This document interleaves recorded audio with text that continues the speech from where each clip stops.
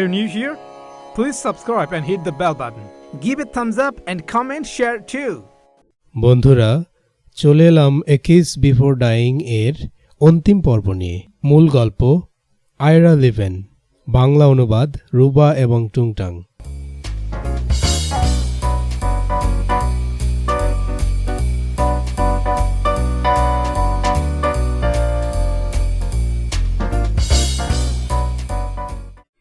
পর্ব ৩, ম্যারিয়ান। অধ্যায় ১, new York city. September 1951। New York শহরের ছোট একটি অ্যাপার্টমেন্টে একা বসবাস করে ম্যারিয়ান কিংশিপ। যে কেউ একবার বাসাটায় প্রবেশ করলেই ম্যারিয়ানের রুচির ছাপ পরিচয় দুটোই পাবে। সাহিত্য, সঙ্গীত, শিল্পকলা প্রত্যেকটিতেই ম্যারিয়ানের উচ্চ রুচির ছাপ পাওয়া যায়।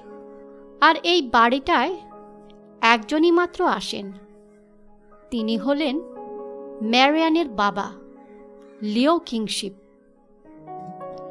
তিনি অবশ্য সচরাচর এখানে আসেন না, আর ম্যারিয়ানের রুচি তার পছন্দ নয়।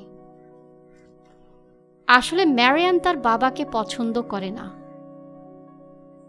ম্যারিয়ানের 10 বছর বয়সের সময় তার মা বাবার বিবাহ বিচ্ছেদ হয়ে যায়। এই ব্যাপারটায় ম্যারিয়ান অত্যন্ত কষ্ট পেয়েছিল।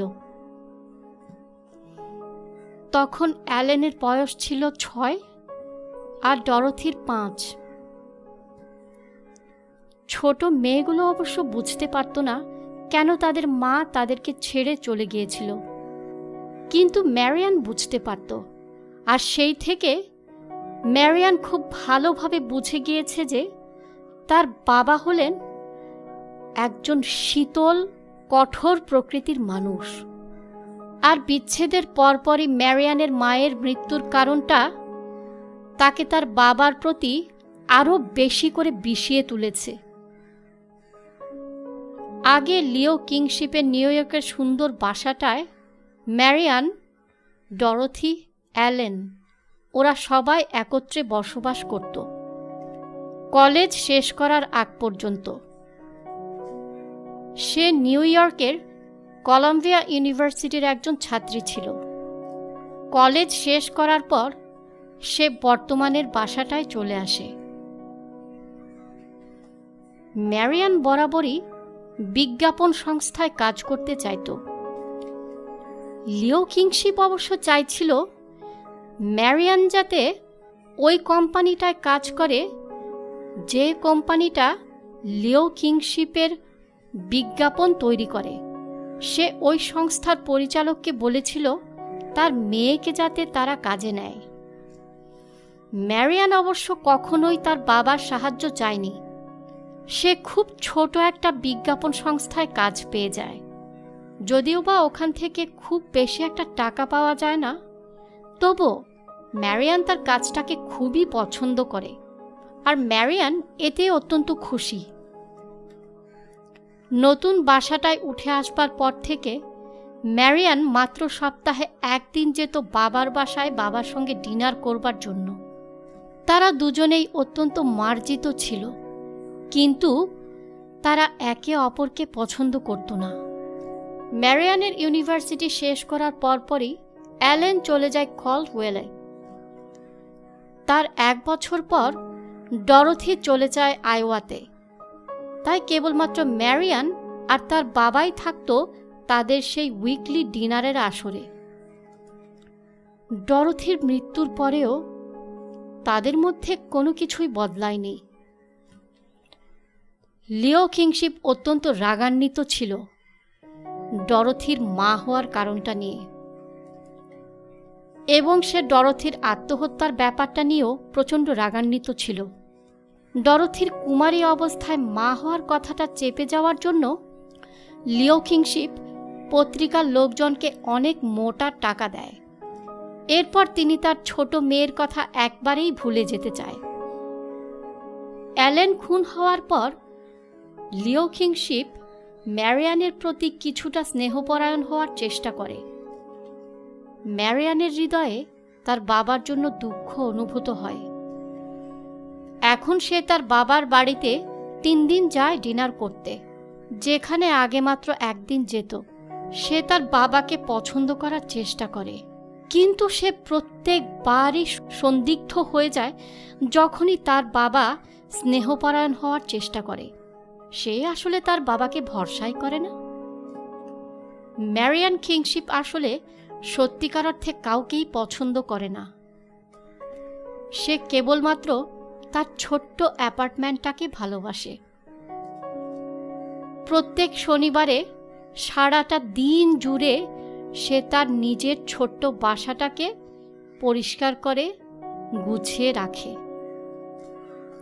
তার স্বপ্ন একদিন সত্যিকারের একজন ভালো হৃদয়বান পুরুষ তার বাড়িটায় পদার্পণ করবে। কেউ একজন যে তাকে ভালোবাসবে, তার প্রতি যত্নবান হবে। সত্যি কি সে আসবে?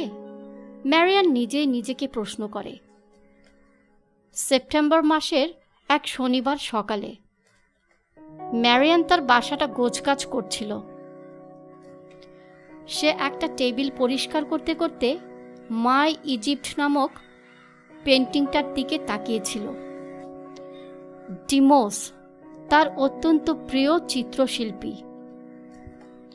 এবং মাই ইজিপ্ট তার প্রিয় পেন্টিং। ফোন বাজতেই ম্যারিয়ান সেটা তুলে নিল। হ্যালো। হ্যালো। একটা অপরিচিত পুরুষ কণ্ঠ, যা ম্যারিয়ান চেনে না। তুমি কি ম্যারিয়ান কিংশিপ বলছো? হ্যাঁ, আপনি কে বলছেন? আমার নাম বার্ট কার্লোস। আমি তোমার বোন এলেনকে চিনতাম। হ্যাঁ, অ্যালেন আমাকে বলেছিল আপনার সম্বন্ধে, মিস্টার কার্লোস। ম্যারিয়ানের অ্যালেনের হাসি হাসি মুখটা মনে পড়ে যায়। কতটা খুশি ছিল সে ক্রিসমাসের দিনে এই যুবকটির কথা বলার সময়। অ্যালেন, ম্যারিয়ান, আমি তাকে খুব ভালোবাসি। ও খুব ভালো আর দয়ালু। অ্যালেনের বলা কথাগুলো ম্যারিয়ানের মনে পড়ে যায়। আমি তোমার সঙ্গে দেখা করতে চাই, মিস কিংশিপ। আমার কাছে হেলেনের একটা বই আছে। তার মৃত্যুর 1 সপ্তাহ আগে আমি বইটা তার কাছ থেকে চেয়ে নিয়েছিলাম। এখন আমি সেটা তোমাকে ফিরিয়ে দিতে চাই। আমি কি বইটা তোমার বাসায় নিয়ে আসতে পারি? ম্যারিয়ান দ্রুত চিন্তা করে, এই লোকটা তাকে এমন কিছু দিতে চাচ্ছে যা তার বোনের সঙ্গে সংযুক্ত। এটা তার মহানুভবতা। কিন্তু ম্যারিয়ান চায় না যে এই লোকটা তার বাসায় আসুক, কারণ এই বাসাটা বিশেষ কোনো একজনের পদধূলি পাবার জন্য প্রতীক্ষা করছে, যে একদিন আসবে এবং ম্যারিয়ানকে ভালোবাসবে। আমি দুঃখিত মিস্টার কার্লোস, আমাকে এক্ষুনি পেরিয়ে যেতে হবে, সে মিথ্যে বলে। সম্ভবত আমি আপনার সঙ্গে বিকেলে দেখা করতে পারবো। আমি শপিং করার জন্য 5th অ্যাভিনিউতে যাচ্ছি। ওখানেই আপনার সঙ্গে দেখা হতে পারে এই 3টার দিকে। গুড। তাহলে আমি রকিফেলার সেন্টারের বাইরে স্ট্যাচুটার সামনে অপেক্ষা করব। আমরা দুজনে না হয় কিছু পান করব। Good bye, miss kingship. Good bye. Phone কলটা আসাতে ম্যারিয়ান খুব একটা খুশি নয়। শনিবারটা তার জন্য বিশেষ একটা দিন। সে এই দিনটায় বাড়ির বাইরে যেতে চায় না। সে আসলে অ্যালেনের কোনো বন্ধুর সঙ্গে দেখা করতে চায় না, এবং সে অ্যালেনের কোনো বইও ফেরত চায় না। ম্যারিয়ান যে ধরনের বই পছন্দ করে অ্যালেন কখনোই ওই রকম ধরনের কিছু পছন্দ করত না। ম্যারিয়ান বরাবরই পছন্দ করে ফ্লুস্ট, ফ্লোবার এবং 19 শতকের সব বড় বড় লেখকদের লেখা। অ্যালেন বরাবরই সিলি মডার্ন স্টোরিগুলো পছন্দ করত, যে স্টোরিগুলোর তেমন কোনো গভীরত্ব নেই। আমি ওই লোকটার সঙ্গে বেশিক্ষণ সময় কাটাতে চাই না, ম্যারিয়ান মনে মনে ভাবে। বার্ট কার্লোস 100 মিটার দূর থেকেই ম্যারিয়ান কিংশিপকে চিনে নেয়। ম্যারিয়ানও দেখতে তার বাকি 2 বোনের মতোই। তারা একটা বারের ছোট্ট টেবিলে বসে ড্রিঙ্কস সহযোগে আলাপচারিতা করে। কার্লোস ম্যারিয়ানের হাতে অ্যালেনের বইটা তুলে দেয়। আমি এটা পড়েছি, কিন্তু আমার তত একটা ভালো লাগেনি। আমার এই ধরনের বই কখনোই পছন্দ হয় না। বইয়ের ক্ষেত্রে অ্যালেনের রুচি আর আমার রুচি ছিল সম্পূর্ণ ভিন্ন। এই স্টোরিগুলোতে তেমন কোনো গভীরত্ব নেই, তাই নয় কি? আমার ফ্লুস্ট, ফ্লোবার আর ডিকেন্সের বই পছন্দ। কথাটা শুনে ম্যারিয়ান হেসে ফেলে। আমারও তাদের বই খুব পছন্দ। অ্যালেন বলেছিল তুমি নাকি একটা বিজ্ঞাপন সংস্থায় কাজ করো। হ্যাঁ, ঠিক। আর আপনি কি এখনো কলডওয়েলে আছেন? না, আমি তো কলেজ ছেড়ে দিয়েছি। কিন্তু ক্রিসমাসের সময় আপনিও তো অ্যালেনের মতোই 3য় বর্ষের ছাত্র ছিলেন, তাই নয় কি? ফাইনাল ইয়ারটা শেষ করলেন না কেন? কয়েক বছর আগে আমার বাবা মারা গেছে। এরপর থেকেই আমার মাকে সংসারের সব দায় দায়িত্ব তুলে নিতে হয়েছে। সে লোকের বাড়ি বাড়ি কাজ করে। এখন আর আমি তাকে কোনো কাজ করতে দিতে চাই না।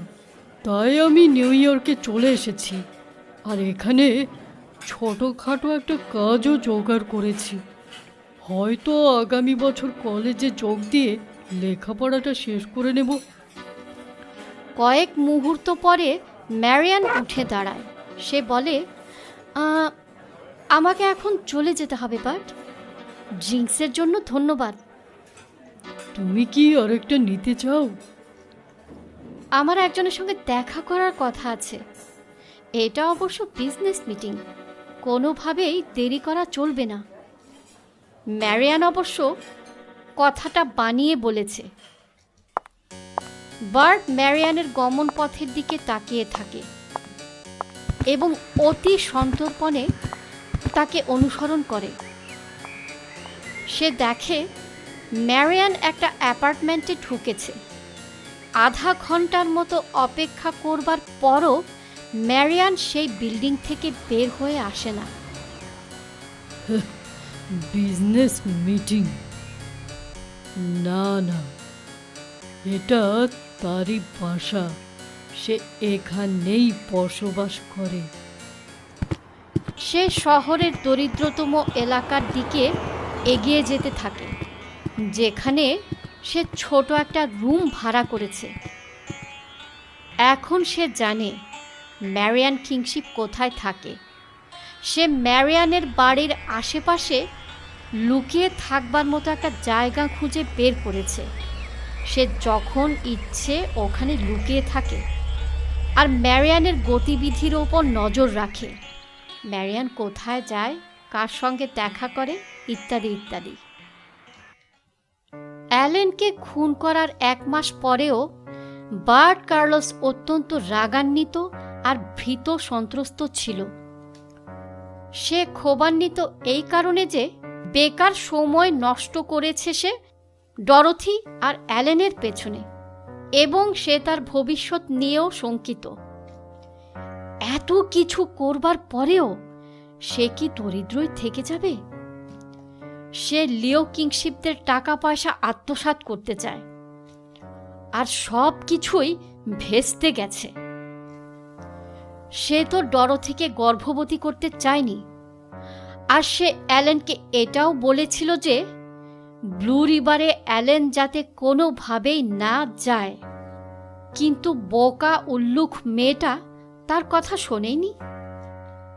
বার্ট অবশ্য ব্লু রিভারের পুলিশকে ভয় পায় না, কারণ সে এই ব্যাপারে এক প্রকার নিশ্চিত যে অ্যালেনের খুনের সঙ্গে তার কোনো রকম সম্পর্ক আছে বলে কোনো দিন পুলিশ খুঁজে বের করতে পারবে না। সে অতি সাবধান ছিল। অ্যালেনের চিঠিটা হাতে পাওয়া মাত্রই সে ঠিক করে ফেলেছিল তাকে কিছু একটা করতে হবে, খুব দ্রুতই কিছু একটা করতে হবে। অ্যালেন প্রায় সত্যটা উদ্ঘাটন করে ফেলেছে ডরোথি আর তার সম্পর্কের। আর্মি থেকে পাওয়া বন্দুকটা সে পকেটে পুরে নেয়। এরপর সন্ধ্যার অন্ধকার ঘনিয়ে এলে সে একটা গাড়ি চুরি করে। গাড়িটায় চেপে সে ব্লু রিভারের উদ্দেশ্যে রওনা দেয়। অ্যালেন আর পাওয়েলকে হত্যা করার পরপরই সে খুব দ্রুত কলওয়েলে ফিরে আসে। ব্রিজের ওপর খানিকক্ষণ দাঁড়িয়ে বন্দুকটাকে মিসিসিপি নদীতে ছুঁড়ে ফেলে দেয়। হ্যাঁ, সত্যি সে অত্যন্ত সতর্ক ছিল। ডয়েট পাওয়েলের বাড়িতে সে গ্লাভস পরিহিত অবস্থায় গিয়েছিল, কাজেই পুলিশ তার হাতের ছাপ কোনোভাবেই ওখানে পাবে না, এবং সে চুরি করা গাড়িটাকে পূর্বের স্থানের কাছেই এনে রেখে দেয়। খুনের পর থেকে বার্ট প্রতিদিন আয়োয়া নিউজপেপারের উপর নজর রাখত। খুন সম্বন্ধে পুলিশ কি উদ্ঘাটন করেছে সে ওগুলো ঘেঁটে দেখত। সে দ্রুতই বুঝে যায় যে পুলিশ কখনোই খুনির পরিচয় শনাক্ত করতে সক্ষম হবে না, এবং সে পত্রিকার মাধ্যমে গোর্ডন গ্যাট নামক একজনের কথা জানতে পারে, যে ছিল ব্লু রিভার রেডিও স্টেশনের ডিস্ক জকি। সম্প্রতি বেচারা তার চাকরিটা হারিয়ে ফেলেছে। গোর্ডন পুলিশ আর অ্যালেনের বাবা দুজনকেই বলার চেষ্টা করেছে যে খুন সম্বন্ধে তার কাছে কিছু তথ্য রয়েছে। সে এটাও বলার চেষ্টা করেছে যে ডরোথির মৃত্যুটা কোনো স্বাভাবিক মৃত্যু নয়, ডরোথি আত্মহত্যা করেনি, ডরোথিকে খুন করা হয়েছে। এবং সে এটাও বলার চেষ্টা করেছে যে অ্যালেন তার বোনের খুনের তদন্ত করবার জন্য এখানে এসেছিল, কিন্তু পুলিশ তার কথা বিশ্বাস করেনি। তাই সে তার রেডিও স্টেশনের প্রোগ্রামের মাধ্যমে ওই নির্মম সত্যগুলোকে তুলে ধরবার চেষ্টা করেছিল। রেডিও স্টেশনের মালিকের অবশ্য এই ব্যাপারটা মোটেও পছন্দ হয়নি, তাই গর্ডন তার চাকরিটা হারিয়ে বসে। বার্ড অবশ্য গর্ডনকে নিয়ে মোটেও চিন্তিত নয়। সে কোনো কিছুই প্রমাণ করতে পারবে না। জুন মাসে কলেজ ছুটি হওয়ার পর বার্ড অপ্রসন্ন মন নিয়ে মিন্নাসেটে ফিরে যায় তার মায়ের কাছে। সেই গ্রীষ্মের প্রতিটা দিন প্রায় সে তার মায়ের সঙ্গে ঝগড়া করে কাটায়। সে প্রতিটা মুহূর্তই প্রচণ্ড রেগে থাকত। তারপর এক রাতে তার মাথায় একটা পরিকল্পনা আসে। সম্ভবত ডরোথি আর অ্যালেনের পেছনে সে যে সময়টা ব্যয় করেছে, এতে লাভের লাভ হয়েছে। তারা তো মরে গেছে, কিন্তু ম্যারিয়ান কিংশিপ এখনো জীবিত, আর লিও কিংশিপ এখনো প্রচণ্ড ধনী ব্যক্তি। বার্ট ম্যারিয়ান সম্বন্ধে অনেক কিছুই জানে, যা সে শুনতে পেরেছে ডরোথি আর অ্যালেনের কাছ থেকে। সে ঘন্টার পর ঘন্টা কাটিয়ে দিয়েছে তাদের কাছ থেকে তাদের পরিবারের কথা শুনে। ম্যারিয়ান তার বাকি বোনদের চাইতে বেশ কিছুটা আলাদা, সেটা সে আগে থেকেই জানত। সে সিরিয়াস নোভেলস আর ক্লাসিক্যাল মিউজিক পছন্দ করে। সে এমন এমন চিত্রশিল্পীদের আঁকা ছবি পছন্দ করে যাদের নাম বার্ড আগে কখনো শোনেইনি। বার্ড একটা কাগজে ম্যারিয়ান যা যা পছন্দ করে সব কিছু টুকে রেখে দেয়। ম্যারিয়ান কিংশিপস, সে বই পছন্দ করে। ফ্লুক্স, ফ্লোভার, Dickens, etcetera. place. Pronuncia, Tennessee Williams, music, Stravinsky, Artak, painters, Renoir, Van Gogh, Hopper. তার ফেভারিট পেইন্টার হলো চার্লস ডিমুথ। বানানটা একটু পরীক্ষা করতে হবে। এটা কি DEMEUTH? খাবার, সে ইটালিয়ান আর আর্মেনিয়ান খাবার পছন্দ করে। খুঁজে বের করতে হবে হলো ইটালিয়ান আর আর্মেনিয়ান খাবার কোন এলাকায় পাওয়া যায় নিউ ইয়র্কের। লেখা শেষ করেই কাগজটাকে সে একটা গোপন লোহার বাক্সে রেখে দেয়। কিংশিপ সম্বন্ধিত সবগুলো কাগজই তার এই বাক্সটায় রাখা আছে। বাক্সটাকে তালা মেরে সে ক্লজেটের ভেতরে ভরে রেখে দেয়।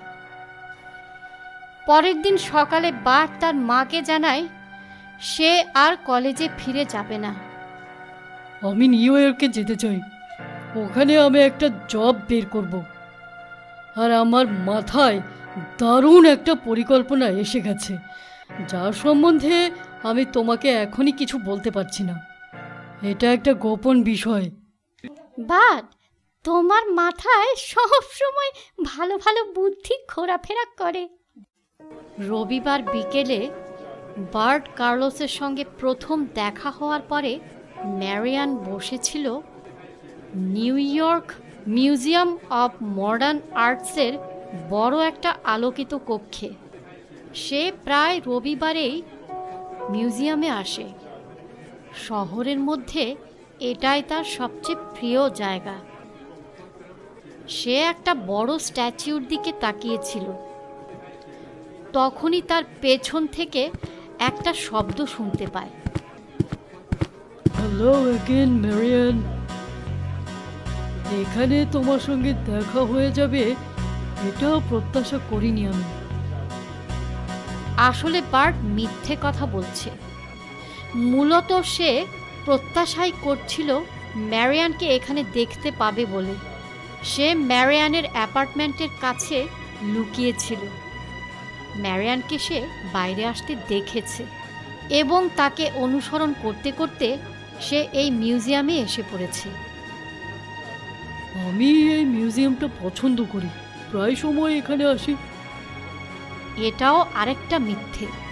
বার্ট এখানে এর আগে মাত্র একবার এসেছে।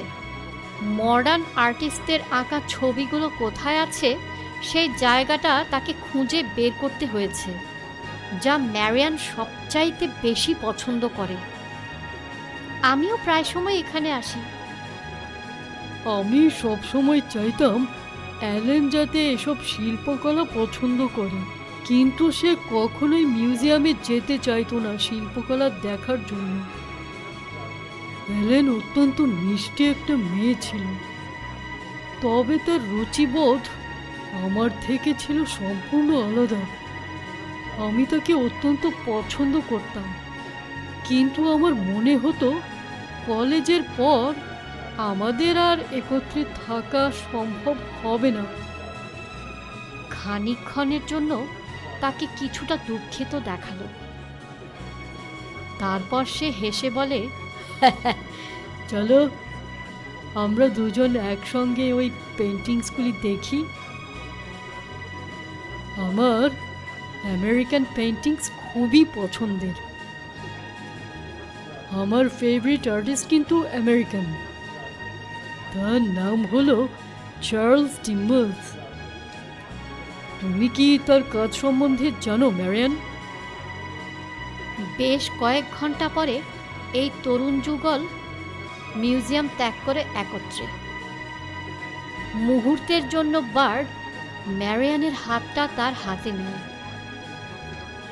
আমি তোমাকে নিয়ে রেস্টুরেন্টে ডিনার করতে চাই আজ রাতে। এখানে একটা ওয়ান্ডারফুল আর্মেনিয়ান রেস্টুরেন্ট আছে, এই কাছে, বেশি দূরে নয়। তুমি কি আর্মেনিয়ান ফুড পছন্দ করো ম্যারিয়ান?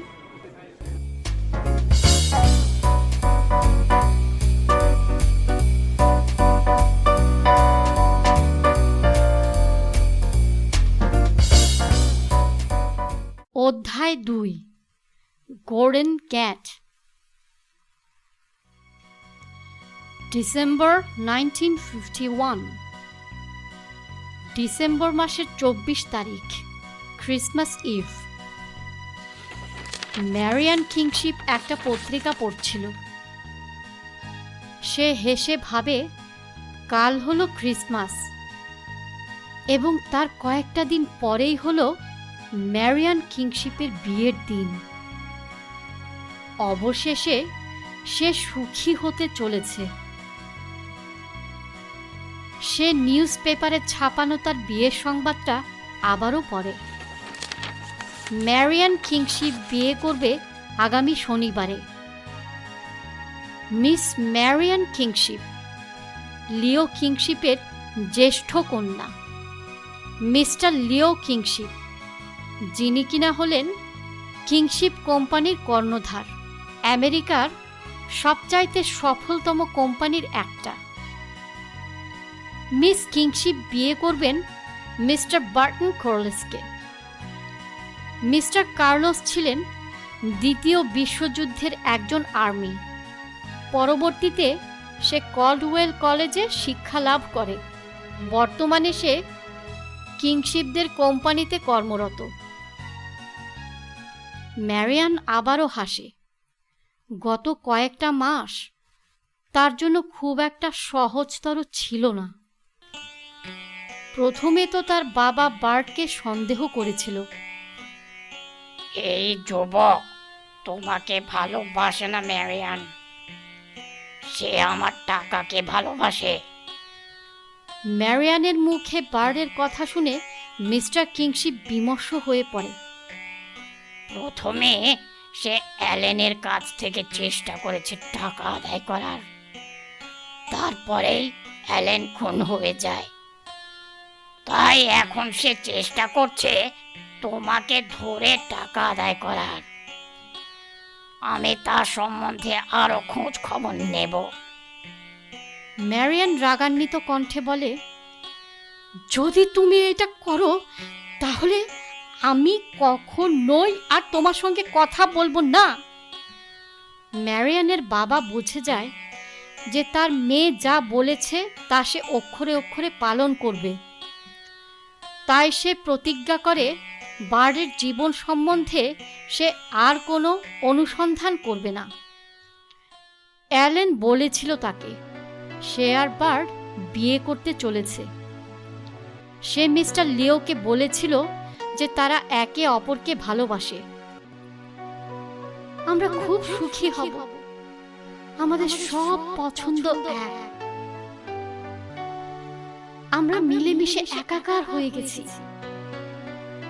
বই, মিউজিক, পেইন্টিং, এমনকি খাবারও তার সঙ্গে আমার পুরোপুরিভাবে মিলে গেছে।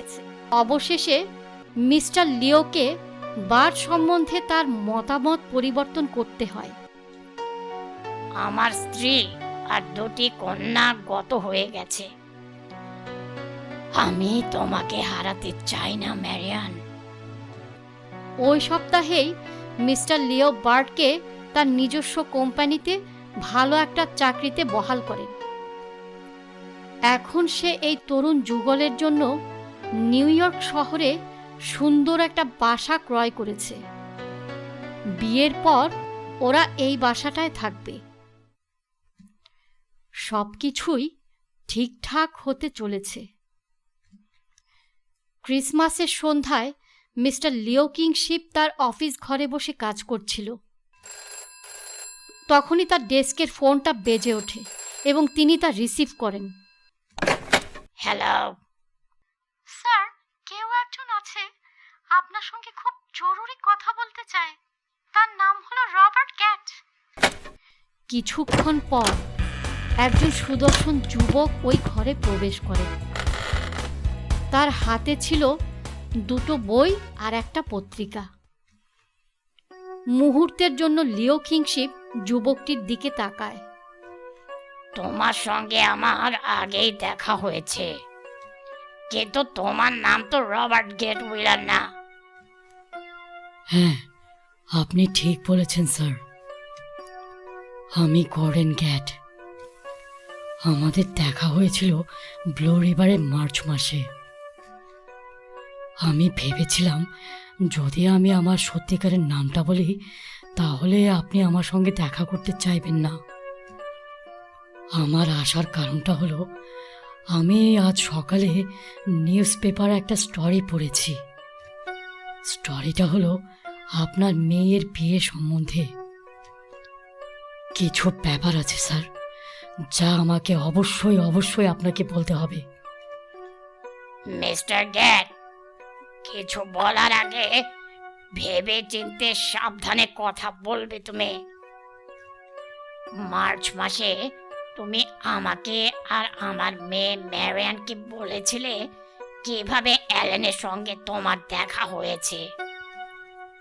তুমি বলেছ আমার মেয়ে ডরথি খুন হয়েছে। তুমি বলেছ ডরথির পরিহিত কাপড়গুলো ছিল নতুন, পুরাতন আর কিছু ধার করা, কিছু নীল রং। কিন্তু পুলিশ বলেছে ডরথি আত্মহত্যা করেছে। আর তুমি এটাও প্রমাণ করতে পারোনি যে কেউ একজন ডরথিকে খুন করেছে। এবং আমি বিশ্বাস করি অ্যালেন সম্বন্ধে তোমার বলা কথাগুলো ভালো ছিল, সঠিক ছিল। যে কথাগুলো তুমি আমাকে আর ম্যারিয়ানকে বলেছ তা আমাদের উভয়কেই অত্যন্ত দুঃখিত করেছে। প্লিজ ওই কথাগুলো পুনরায় বলো না আবার। পুলিশ কখনোই অ্যালেনের খুনিকে খুঁজে পাবে না। আর ডরথি আত্মহত্যাই করেছে। কয়েকদিন বাদে ম্যারিয়ান বিয়ে করতে যাচ্ছে। মিস্টার গ্যাট, আমি তাকে সুখী দেখতে চাই।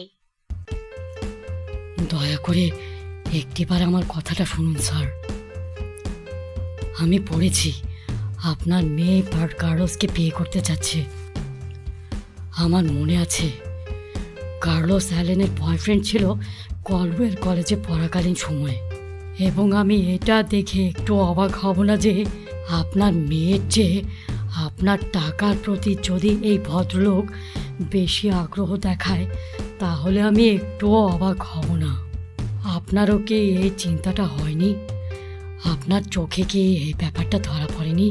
তাছাড়া এটাও আমার মাথায় ঘোরাফেরা করতে শুরু করে যে এই কার্লোসই তো ডরথির পরিচিত লোক নয়। যদি সে ডরথির সন্তানের পিতা হয়ে থাকে আমি এতে অবাক হব না স্যার। সে যদি স্টার্টার্ড ইউনিভার্সিটির একজন ছাত্র হয়ে থাকে এতেও অবাক হবার কিছু নেই। না মিস্টার গ্যাট, সে কখনোই স্টার্টার্ড ইউনিভার্সিটির ছাত্র হতে পারে না। তুমিও তো স্টার্টার্ড ইউনিভার্সিটির একজন ছাত্র ছিলে। তুমিও ডরথির মতোই দ্বিতীয় বর্ষের ছাত্র ছিলে। যদি সে স্টার্টার্ড ইউনিভার্সিটির ছাত্র হতো তাহলে তো তুমিও তাকে চিনতে। এটা সত্যি নয় স্যার। স্টার্টার্ড অত্যন্ত বড় একটা ইউনিভার্সিটি। 12,000 শিক্ষার্থী ওখানে লেখাপড়া করে। কারো পক্ষে জানা সম্ভব নয় প্রত্যেকটা স্টুডেন্টের নাম পরিচয়। অ্যালেন ভাবতো আমি ডরথিকে চিনতাম কারণ আমরা একই ইংরেজি ক্লাসে পড়তাম। কিন্তু সে ভুল ছিল। আমাদের ইংরেজি ক্লাসটা ছিল খুব বড় আর আমি ডরথির সঙ্গে কখনোই কথা বলিনি। কিন্তু মার্চে আমি আপনাকে গুরুত্বপূর্ণ কিছু বলেছিলাম স্যার।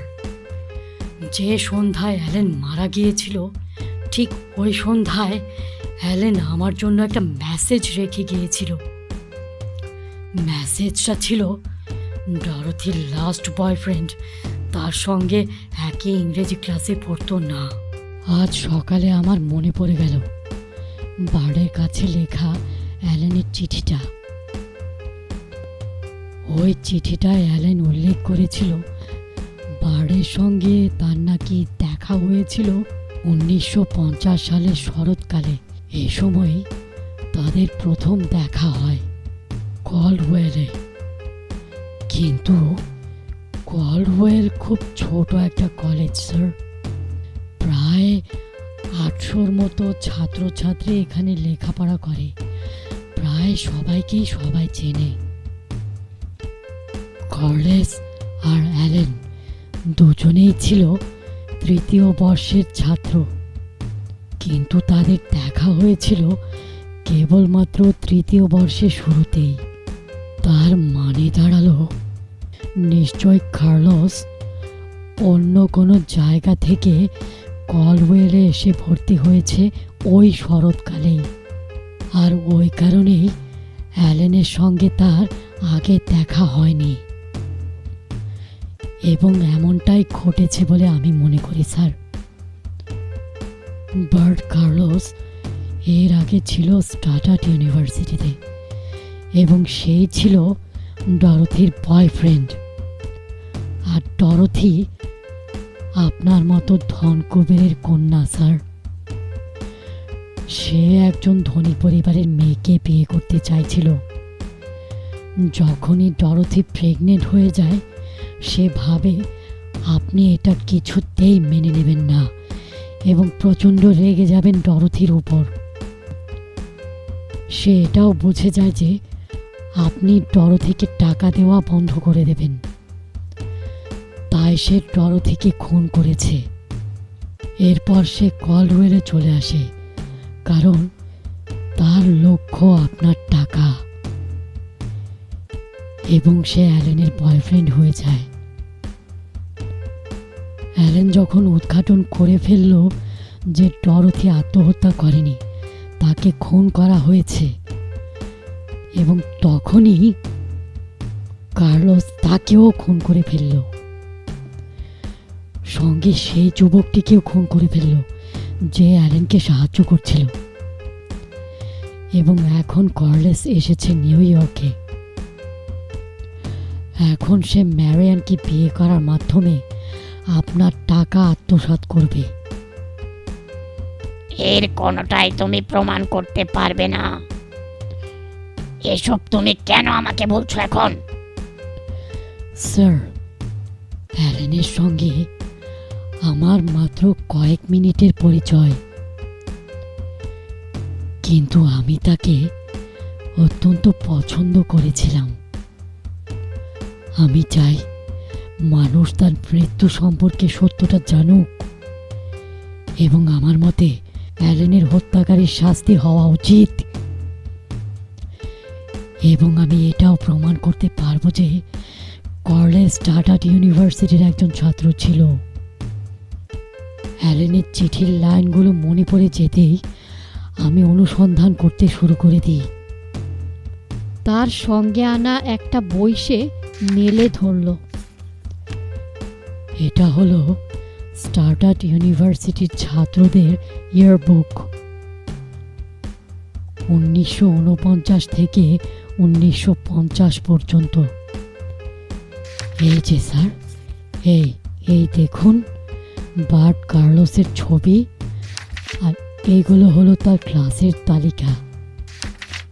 সে আঙুল দিয়ে একটা পাতায় নির্দেশ করে। সে ডরথির ইংরেজি ক্লাসে ছিল না, কিন্তু সে ছিল দর্শন আর অর্থনীতির ক্লাসে, এবং ওই দুটি ক্লাসই ছিল অত্যন্ত ছোট। খুব কম সংখ্যক ছাত্রছাত্রী ওই দুটি ক্লাসে লেখাপড়া করত। সে অবশ্যই ডরথিকে চিনত স্যার। সে আরেকটা বই মেলে ধরে। এই যে দেখুন স্যার, কার্লেসের নাম 1948 থেকে 1949 বইয়ের মধ্যেও আছে। ও গড, এটা কে হলো? ম্যারিয়ান কেন এই সম্বন্ধে আমাকে কিছুই বলেনি? সম্ভবত ম্যারিয়ান এই ব্যাপারগুলো জানে না। পত্রিকাগুলো লিখেছে কার্লোস কলওয়েলের ছাত্র, কিন্তু পত্রিকাগুলো স্টার্টার্ড ইউনিভার্সিটি সম্বন্ধে কিছুই লেখেনি। কেন লেখেনি? তার কারণ হলো নিশ্চয় কার্লোস এই সম্বন্ধে কিছুই বলেনি কাউকে, তাই সম্ভবত ম্যারিয়ানও জানে না যে বার্ট কার্লোস স্টার্ডাস্ট ইউনিভার্সিটির ছাত্র ছিল। আমি মনে করি আপনার ম্যারিয়ানকে এই কথাগুলো বলা উচিত। আমি এখনো পর্যন্ত প্রমাণ করতে পারিনি যে এই বার্ট কার্লোসই ডরোথি আর অ্যালেনকে খুন করেছে, কিন্তু আমি এটা প্রমাণ করতে পারবো যে সে অ্যালেনকে চিনবার আগে থেকেই ডরোথিকে চিনত। এবং আপনি ম্যারিয়ানকে এটাও বলে দিন যে মিস্টার কার্লোসের লক্ষ্য হলো কিংশিপ কোম্পানির টাকা। সে এই কোম্পানির টাকা পয়সার প্রতি প্রচণ্ড লোভী। মিস্টার গ্যাট, সে আমার কথা বিশ্বাস করবে না। সে আমায় ভরসা করে না। সে বলবে বার্ট আমাকে ডরোথির কথাটা এই কারণে বলেনি যে এটা শুনলে আবারও আমি দুঃখ পাবো। মিস্টার গ্যাট, আমার হাতে কিচ্ছুই করার নেই। কর্লেসের মা আজ রাতেই এখানে আসছে, আর আগামী শনিবারে ওদের বিয়ে। আমার পক্ষে এই বিয়ে বন্ধ করা সম্ভব নয়। তাহলে আমাকে আমার অনুসন্ধান চালিয়ে যেতে হবে। বাই মিস্টার কিংশিপ, আমার কথাগুলো শুনবার জন্য ধন্যবাদ। সেই সন্ধ্যায় বার্ট কার্লোসের মা এসে পৌঁছায় নিউ ইয়র্কে। রাতের বেলায় তারা সকলেই ডিনার করে কিংশিপ হাউসে। কার্লোসের মায়ের সঙ্গে সাক্ষাৎ হওয়াতে ম্যারিয়ান অত্যন্ত খুশি। সে মিসেস কার্লোসকে অত্যন্ত পছন্দ করে ফেলেছে। সে বার্ট কার্লোসকে বলে, তোমার মা অত্যন্ত ভালো একজন মহিলা, আর তুমি তার সুযোগ্য পুত্র। মিসেস কার্লোস ক্রিসমাসটা কাটাবে তার ছেলে আর কিংশিপ পরিবারের সঙ্গে। বিয়ে পর্যন্ত সে এখানেই থাকবে, কিন্তু বিয়ের আগের দিনটা সে তার নিজের মতো করে কাটাবে। এখানে ওখানে ঘুরে বেরিয়ে উঁচু উঁচু বিল্ডিং দেখে, যা সে এর আগে কখনোই দেখেনি। মিস্টার লিও ম্যারিয়ান আর বার্টকে নিয়ে কিংশিপ কপার স্মেল্টিং ওয়ার্কস পরিদর্শনের আয়োজন করে বিয়ের আগের দিন ইলিনয়তে। বার্ট স্বচক্ষে কোম্পানিটা দেখার জন্য অত্যন্ত উদ্গ্রীব।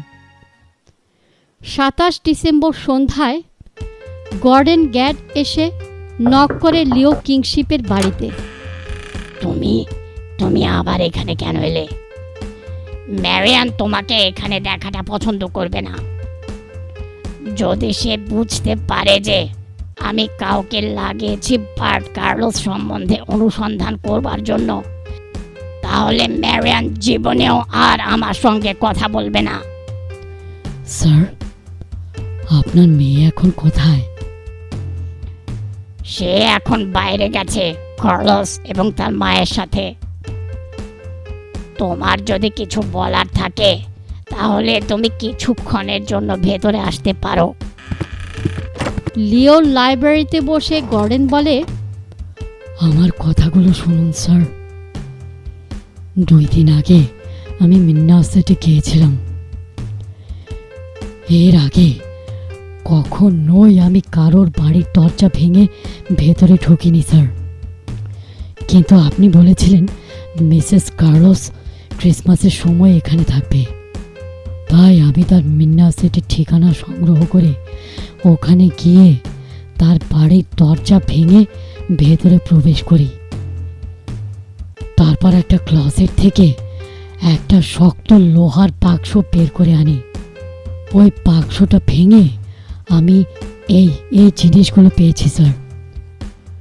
গর্ডন মিস্টার লিওর হাতে তারই কোম্পানির কিছু পুরনো ব্রোশার তুলে দেয়। কাগজগুলো ময়লা, অনেকগুলো পাতা ছিঁড়েও গেছে। দেখেই বোঝা যাচ্ছে এই কাগজগুলোকে অনেকবার ঘাটাঘাটি করা হয়েছে। এবং আমি এই কাগজটাও পেয়েছি স্যার। গর্ডন মিস্টার লিওর হাতে এক টুকরো কাগজ তুলে দেয়, যাতে ম্যারিয়ানের রুচি সম্বন্ধে লেখা রয়েছে। আমি জানি না তুমি এইগুলো মিন্নাসের থেকে নিয়ে এসেছো কিনা। তুমি তো এই ব্রশগুলো আমার অফিস থেকেও আনতে পারো। আর এই লিস্টটা, এটা তো তুমি নিজের হাতেও বানিয়ে থাকতে পারো।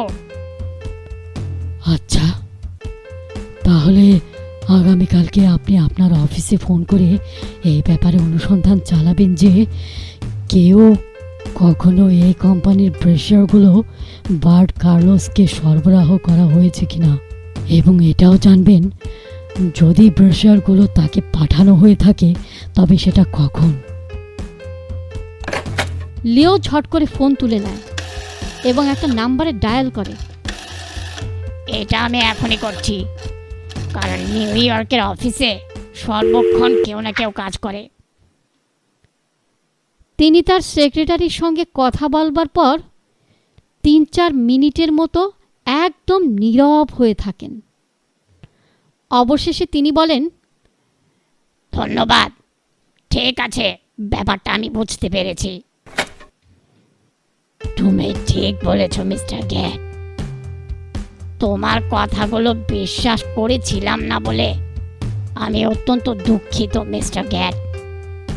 কোম্পানির ব্রেশার বার্ট কার্লোসের কাছে পাঠানো হয়েছিল ব্লু রিভারে গত ফেব্রুয়ারিতে। এটা ছিল ডরথি মারা যাবার প্রায় 10 সপ্তাহ আগে। ব্রেশারগুলো হাতে পাওয়ার পরে বার্ট কার্লোসের মাথা ঘুরে যায় আমার এত টাকা দেখে, আর সে ডরথির সঙ্গে প্রেমের খেলায় লিপ্ত হয় এবং তাকে গর্ভবতী করে ফেলে। মিস্টার লিও দুঃখে 2 হাত দিয়ে মুখ ঢেকে ফেলে। আমাকে ম্যারিয়ানকে কথাগুলো বলতেই হবে। এটা সহজ হবে না। ম্যারিয়ান আমার কথা বিশ্বাস করতে চাইবে না। হঠাৎ করেই মিস্টার লিও রাগে জ্বলে ওঠে। তুমি একদম ঠিক বলেছ মিস্টার গ্যাট। এই বার্ট কার্লোস আমার টাকার প্রতি লোভী, সে আমার টাকা চায়। এবং আমি এটাও মনে করি তুমিই ঠিক বলেছ, এই কার্লোসই হচ্ছে আমার মেয়েদের খুনি। আমরা এটা প্রমাণ করতে পারবো না এবং পুলিশ আমাদের কথা বিশ্বাসও করবে না, কিন্তু যদি সে আমার মেয়েদেরকে খুন করে থাকে তাহলে তাকে শাস্তি ভোগ করতেই হবে। আমরা তাকে খুনের কথা স্বীকার করতে বাধ্য করব। তুমি কি আমাকে সাহায্য করবে? হ্যাঁ স্যার, আমি আপনাকে সাহায্য করব। আমি আজ রাতে ম্যারিয়ানকে সব কথা বলবো। সেও নিশ্চয়ই আমাদেরকে সাহায্য করবে।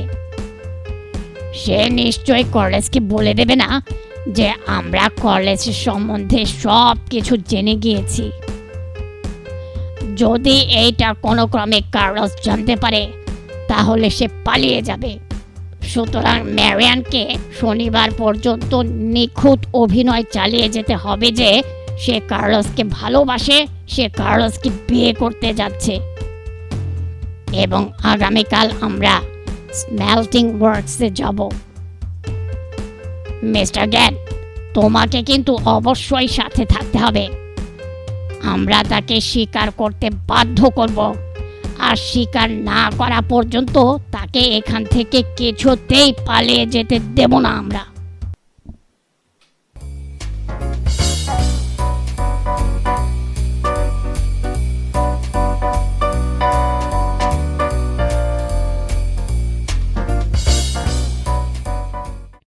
অধ্যায় 3, দ্য স্মেল্টিং ওয়ার্কস। কিংশিপ কপার্সের ছোট্ট প্লেনের একটা জানালা দিয়ে বার্ট কার্লোস বাইরের দিকে তাকিয়েছিল। তার অত্যন্ত ভালো লাগছিল। পরিষ্কার নীল আকাশে রোদ ঝকঝক করছে। আর এখন প্লেনটা আস্তে আস্তে নিচে নামতে শুরু করেছে। দূর থেকে কার্লোসের চোখে পড়ছিল বিশাল বড় স্মেল্টিং ওয়ার্কসের রাজত্ব। উঁচু উঁচু বিল্ডিং থেকে প্রচুর পরিমাণে ধোঁয়া বেরিয়ে আসছে। সাদা বরফের পাশ দিয়ে কালো রঙের রেল লাইন চলে গেছে স্মেল্টিং ওয়ার্কসের কাছ পর্যন্ত। সব কিছুই দেখার মতো সুন্দর। বার্ড ভাবে, ওহ, এইটা আমার জীবনের সবচাইতে লাকি দিন। এই দিনটার জন্যই তো আমি অপেক্ষা করেছিলাম। লিও আর ম্যারিয়ান তার সঙ্গে প্লেনের মধ্যেই আছে। গ্যাট হুইলার নামের আরেকজন ভদ্রলোক, সেও আছেন। লিও বার্ডকে বলেছে গ্যাট হুইলারের বাবা হলেন এই কোম্পানির একজন ডিরেক্টর। মুহূর্তের মধ্যেই প্লেনটা অবতরণ করে স্মেল্টিং ওয়ার্কসের কাছাকাছি একটা মাঠে। লিও, ম্যারিয়ান, বার্ড আর গ্যাট হুইলার ম্যানেজারের সঙ্গে সাক্ষাৎ করে। ম্যানেজারের অফিসে তারা সবাই মিলে মধ্যাহ্ন ভোজন করে। এরপর ম্যানেজার বার্ড আর ম্যারিয়ানকে একটা বড় কক্ষে নিয়ে যায়, যেখানে অনেকগুলো বড় বড় ছবি আছে। এই ছবিগুলোতে দেখানো আছে কিভাবে পিওর কপার তৈরি করতে হয়। ম্যানেজার এই সম্বন্ধে তাদের সঙ্গে প্রায় 1 ঘন্টা ধরে কথা বলে। বার্ড প্রচণ্ড আগ্রহী, এমন আগ্রহ সে তার জীবনে আর কোনো দিন কোনো কিছুতেই পায়নি। এবার বার্ড মনে মনে বলে, লিও যুবক ছেলেটি নয়, সে আর কতদিন বাঁচবে? আগামীকাল থেকে আমি তার জামাতা হয়ে যাব। আর লিও মারা গেলেই সব কিছু আমার, শুধু আমার। আর ঠিক ওই মুহূর্তেই লিও আর গ্যাট হুইলার ওই কক্ষটিতে প্রবেশ করে। চলো বার্ট, তোমাকে সরজমিনে ঘুরিয়ে দেখায় ক্যাটলগসটা। ওখান থেকে দেখলে তুমি পুরো প্রসেসটা আরো ভালোভাবে বুঝতে পারবে। ম্যারিয়ান এখানেই থাকুক। লিও আর গ্যাট হুইলার বার্ডকে নিয়ে উঁচু একটা বিল্ডিংয়ের ওপরে উঠতে থাকে। বিল্ডিংটার ভেতরে প্রচণ্ড গরম অনুভূত হচ্ছে, আর চারদিক ধোঁয়ায় ভরে আছে। লিও আঙুল দিয়ে এই ক্যাটলগসের ছাদটা দেখায়। এই ছাদটা বিশাল বড়। তাদের মাথা থেকে প্রায় 50 ফিটের মতো উঁচু।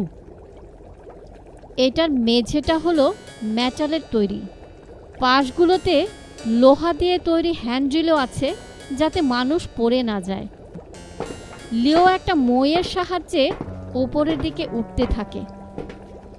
বার্ড আর গ্যাট হুইলার তাকে অনুসরণ করে। ওপরে উঠে আসার পর লিও বলে, এখন যাও, সামনের দিকে এগিয়ে যাও। যখন তিনজনই হ্যান্ড্রিল ধরে ধরে এগিয়ে যেতে থাকে, তখন লিও আবারও স্মেল্টিং প্রসেসটা ব্যাখ্যা করতে থাকে আর আঙুল দিয়ে দেখাতে থাকে তাদের থেকে অনেক নিচে থাকা গলিত কপার। বার্ডও নানান ধরনের প্রশ্ন করে যাচ্ছে, আর মিস্টার লিও সব প্রশ্নের উত্তর দিচ্ছে। এইভাবে কপারগুলো পরিশুদ্ধিত হয়। একটু পর তারা ছাদটার একদম শেষ প্রান্তে এসে উপস্থিত হয়। বার্ড নিচের দিকে তাকিয়ে দেখে তার থেকে অনেক নিচুতে আছে গলিত পরিশুদ্ধিত কপারের সাগর। সেখান থেকে ভয়ঙ্কর রকমের সবুজ আর গরম ধোঁয়া উঠে আসছে। ছাদের এই শেষ প্রান্তটায় কোনো রকম হ্যান্ড্রিল নেই, একেবারে খোলা। শুধুমাত্র একটা লোহার চেইন লাগানো আছে। তোমার কি আর কোনো প্রশ্ন আছে বার্ড? বার্ড ঘুরে তাদের দিকে তাকিয়ে বলে, না, আর কোনো প্রশ্ন নেই। হঠাৎ করে বার্ড দেখতে পায় মিস্টার লিও আর গ্যাট হুইলার প্রচণ্ড রকম শীতল আর ক্রুদ্ধ দৃষ্টি নিয়ে তার দিকে তাকিয়ে রয়েছে। তাহলে আমার একটা প্রশ্ন আছে তোমার কাছে বার্ড। তুমি ডরথিকে দিয়ে সুইসাইড নোটটা কিভাবে লিখিয়েছিলে? কয়েক মুহূর্তের জন্য বার্ডের মুখে তালা লেগে যায়। তারা জানে? হ্যাঁ, কি জানে তারা? আর জানলেও কিভাবে জানলো? আপনি কি বলছেন আমি ঠিক বুঝতে পারছি না মিস্টার লিও। আমি কখনোই ডরথিকে চিনতাম না, আর তার সঙ্গে আমার কখনোই সাক্ষাৎ হয়নি। আমি অ্যালেনকে চিনতাম, আর এটা তো আপনি জানেনই। কিন্তু অ্যালেনের সঙ্গে আমার যখন পরিচয় হয়েছিল, ওই সময় তো ডরথি পৃথিবীতে ছিল না, সে মারা গিয়েছিল। আমরা তোমার কথা বিশ্বাস করি না কার্লোস। আমরা জানি যে তুমি স্টারডাস্ট ইউনিভার্সিটির ছাত্র ছিলে, বলল গ্যাট হুইলার। আর আমরা এটাও জানি তুমি ডরথির সঙ্গে 2টা ক্লাসে পড়তে। আর আমরা এটাও জেনে ফেলেছি যে তুমি ডরথিকে খুন করেছো। এই গেট হুইলার, কে তুমি? কে বলো? তুমি তুমি এখানে কি করতে এসেছো? আমি এখানে এসেছি বার্ড, আমি অ্যালেনকে চিনতাম, আর আমার নাম গ্যাট হুইলারও না, আমি হলাম গর্ডন গ্যাট, ব্লু রিভার রেডিওর ডিস্ক জকি। তুমি যেই দিন অ্যালেনকে খুন করেছো, ঠিক তার আগের দিনই অ্যালেনের সঙ্গে আমার পরিচয় ঘটে। আমার তাকে খুব ভালো লেগেছিল। লিও, দয়া করে আমাকে সাহায্য করুন। এই লোকটা এসব কি জাতা বলছে। প্রথমে সে বলছে আমি নাকি ডরথিকে চিনতাম, আর তারপর সে বলছে আমি নাকি অ্যালেনকে খুন করেছি। লোকটা কি পাগল? তার কথাগুলো শোনো বার্ড। তারপর গর্ডন বলে, আমি 2 দিন আগে মিন্না সেটে তোমাদের বাসায় গিয়েছিলাম। আমি তোমার গোপন বাক্সটা খুঁজে পেয়ে ওটাকে খুলেছি। কার্লোস, আমি ওই বাক্সটার ভেতর থেকে এই কোম্পানির কতগুলো পুরনো ব্রোশার খুঁজে পেয়েছি। আরও খুঁজে পেয়েছি এক টুকরো কাগজ, যাতে লেখা আছে ম্যারিয়ানের রুচির তালিকা। বার্ড এক ঝটকায় লিও কিংশিপের দিকে তাকায়। ঠিক আছে লিও, ঠিক আছে, ঠিক আছে। আমি ডরথিকে চিনতাম, আমি স্বীকার করছি, কিন্তু আমি তাকে খুন করিনি। আমি জীবনে কখনোই কাউকে খুন করিনি। হ্যাঁ, আমি স্বীকার করে নিচ্ছি, আমি আপনার টাকা সম্পত্তি ভোগ করতে চাই, আর সেই কারণেই আমি ওই ব্রোশারগুলো জোগাড় করেছিলাম, আর সেই কারণেই আমি কলওয়েলে যাই, তারপর ওখান থেকে নিউ ইয়র্কে আসি। ম্যারিয়ান আমাকে বিয়ে করতে চাই, আমি এটা বুঝতে পারি। তাই আমি এখন এখান থেকে চলে যেতে চাই ম্যারিয়ানের কাছে। আমি কালই আমার মাকে নিয়ে মিন্নাসেটে ফিরে যাব। ওইদিকে ফেরো কার্লোস, তোমার হাত দুটো চেইনের ওপর রাখো। মিস্টার লিও, আপনিও কি পাগল হয়ে গেলেন? কিন্তু সে পেছন দিকে ঘুরে লোহার চেনটার উপর হাত রাখে, আর হাত রাখা মাত্রই চেইনটা দুপাশ থেকে খুলে যায়। এখন এখান থেকে ওই গলিত কপারের সাগরে পড়ে যাওয়াটা আটকানোর সাধ্য কারোর নেই। না বার্ড, আমি পাগল নই। এখন লিও কিংশিপের কণ্ঠটা অত্যন্ত শীতল আর ক্রুদ্ধ শোনাচ্ছে। তুমি হলে একমাত্র সেই ব্যক্তি যে অতি নিখুঁতভাবে হত্যার পরিকল্পনা করেছো। তুমি যখন ম্যানেজারের সঙ্গে কথা বলছিলে, ঠিক তখনই আমরা এই চেইনটা কেটে রেখে দিয়েছিলাম। আমি তোমাকে হত্যা করতে চাই না, আমি তোমাকে পুলিশে তুলে দিতে চাই। আমি চাই তুমি পুলিশকে বলো তুমি যা যা করেছো। কিন্তু যদি তুমি এখন স্বীকার না করো যে তুমি ডরথি আর অ্যালেনের খুনি, তাহলে আমরা তোমাকে ধাক্কা মেরে এই গলিত কপারের সাগরে ফেলে দেব। আর এই গলিত কপার প্রচন্ড প্রচন্ড গরম। এখানে পড়ে তুমি বেশিক্ষণ জীবিত থাকতে পারবে না, কিন্তু যতক্ষণই থাকবে ওটা হবে তোমার জন্য চরম যন্ত্রণাদায়ক। এখন তুমি আমাদের কাছে বলো কিভাবে তুমি ডরথির হাত দিয়ে সুইসাইড নোটটা লিখিয়েছিলে। হঠাৎ করে বার্ড প্রচণ্ড ঘাবড়ে যায়। এই লোকগুলো সত্যি আমাকে মেরে ফেলবে।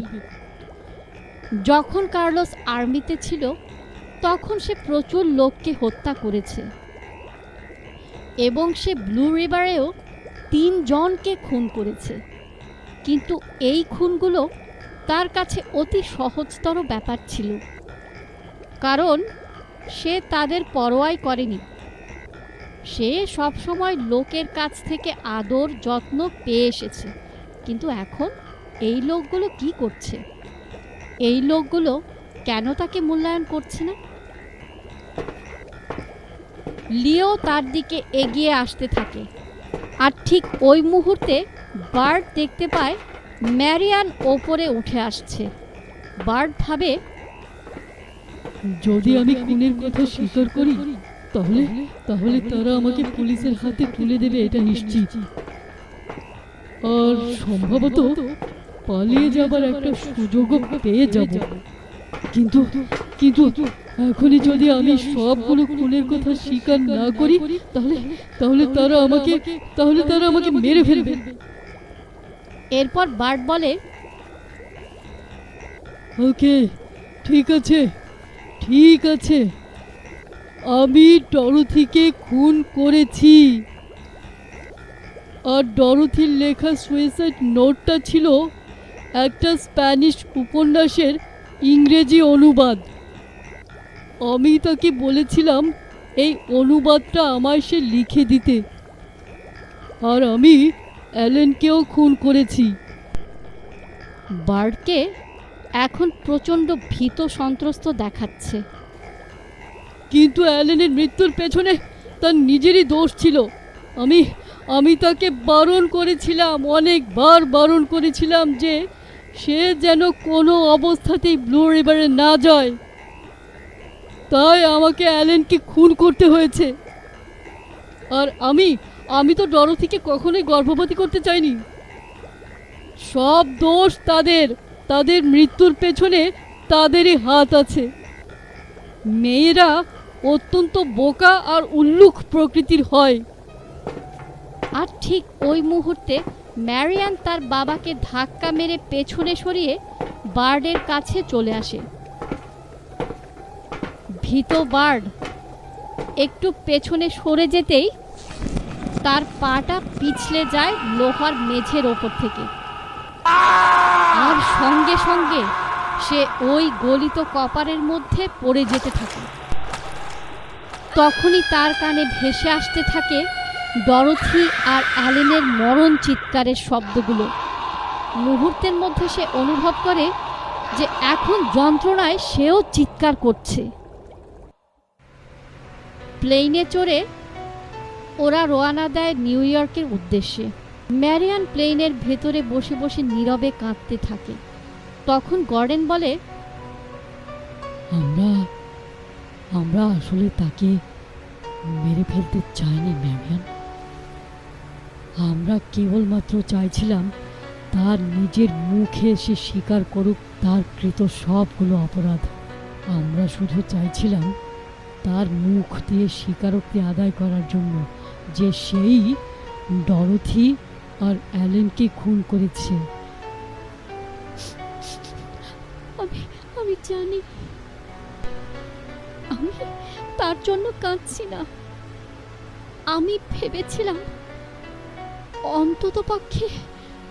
অন্ততপক্ষে আমি সুখী হতে চলেছি। অন্ততপক্ষে আমি সুখী হব। তুমি বুঝবে না আমার কষ্টটা তুমি বুঝবে না। সে দুই হাতে মুখ ঢেকে কাঁদতে থাকে। তারা বাসায় ফিরে আসবার পর দেখে মিসেস কার্লোস তাদের জন্য অপেক্ষা করছে। তাকে অত্যন্ত খুশি আর আনন্দিত দেখাচ্ছে। ম্যারিয়ানের দিকে তাকিয়ে মিসেস কার্লোস বলে, শুভ সন্ধ্যা মাই ডিয়ার, তোমাকে দেখে অত্যন্ত ভালো লাগছে। ম্যারিয়ান, বার্ড, আমার বার্ড কোথায়? এখানেই শেষ হলো আ কিস বিফোর ডাইং গল্পটি। গল্প পাঠে Ruba, music composed by Tungtang and Ananto. All the instruments played by Ruba, Tungtang and Ananto. Thumbnail by Ananto. ভালো থাকবেন, ধন্যবাদ।